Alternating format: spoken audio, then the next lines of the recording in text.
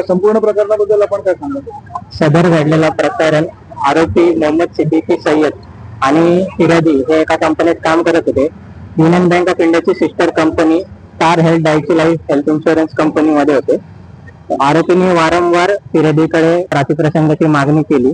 1 जूनला आरोपीने फिरोदीला घेऊन लोणावळ्याला गेले. अतिप्रसंग व सेक्शुअल फेवरची मागणी केली. सदरच्या संदर्भात हिंजवडी पोलीस स्टेशन मध्ये एफआयआर नोंदवलेली आहे. आज आरोपींनी बेल ऍप्लिकेशन दाखल केलं होतं. ते बेल ऍप्लिकेशन अपोज करण्यासाठी व रिजेक्ट करण्यासाठी आम्ही युक्तिवाद व लेखी म्हणणं आमचे मांडले आहे. आरोपीचं म्हणजे आरोपी कुठं आहे, म्हणजे काय नाव आहे? आरोपी मोहम्मद सिद्दीकी सय्यद हा आहे. हा मूळचा राहणार गोवाळा. याने यापूर्वी असे प्रसंग करण्याचे प्रयत्न केले. फिरोदी पहिल्यांदा समोर आलेले, त्यांच्या विरोधात गुन्हा नोंदवला आणि हा प्रकरण TCS नाशिक मध्ये झालेलं आहे. यासारखा पुनरावृत्ती होण्याची शक्यता आपण टाळू शकत नाही. आणि याच्या केस संदर्भामध्ये वकील काम करतात.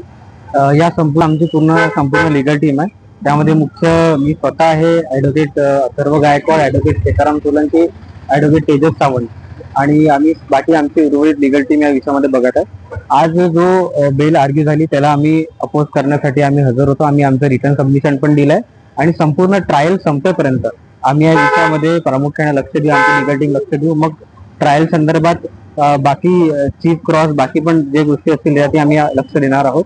तसेच जर मान्य कोर्टाने जर याच्यात आरोपीला बेल दिला आणि त्या बेल दिल्याच्या याच्यावरचं पालन जर आरोपी करत नसेल तर आम्ही बेल रिजेक्शन कॅन्सलेशन साठी पण आम्ही मान्य कोर्टामध्ये घेऊ. संपूर्ण विषय आम्ही लिगल टीम मार्फत बघत. आरोपी कधी ऑर्डर होण्याची कधी शक्यतो आज आर्ग्युमेंट झालेली आहे, तर या बेलचा ऑर्डर आज किंवा येणाऱ्या 1-2 दिवसामध्ये ऑर्डर होईल आणि नक्कीच आम्ही काय ऑर्डर होईल आपल्याला मीडिया समोर आम्ही नक्की कळवू आपल्याला.